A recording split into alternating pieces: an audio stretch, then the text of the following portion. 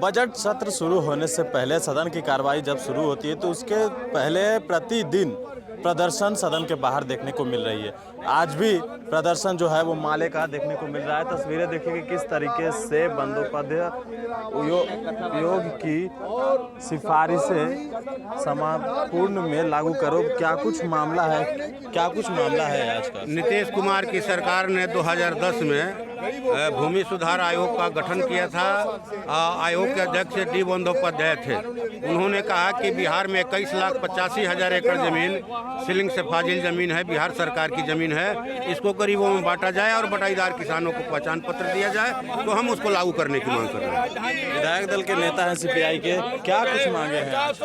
आज आज़ादी के 70 साल के बाद भी 150-100 साल से गरीब लोगों को जिस जमीन पर बसे हुए हैं उस जमीन पर रहने का उन्होंने वैधानिक अधिकार नहीं है। इसलिए हम मांग करते हैं कि 1948 में जो पीपीएसटी एक्ट बना, उस एक्ट के तहत जो गरीब जिस भूमि पर बसे हुए हैं उस भूमि का कानूनी अधिकार देकर के बासगीत पर्चा देना होगा। इस सवाल को जोरदार ढंग से बिहार विधानसभा में रखेंगे और आवास नीति बनाने की मांग करेंगे।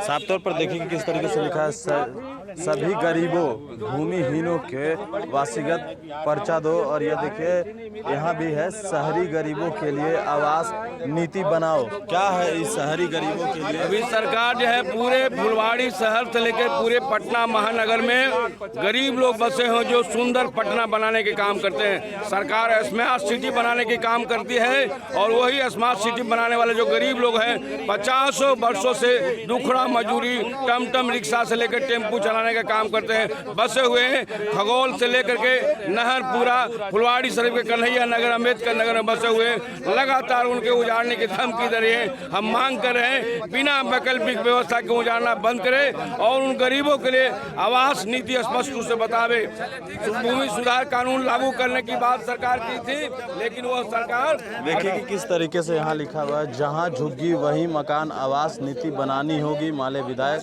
क्या है जहाँ झुग्गी, क्या देखिए, बिहार में तमाम जो देहाती इलाके हैं उनको भी शहर में मिला करके और अंधाधुंध शहरीकरण के नाम पर गरीबों को हक अधिकार से वंचित किया जा रहा है।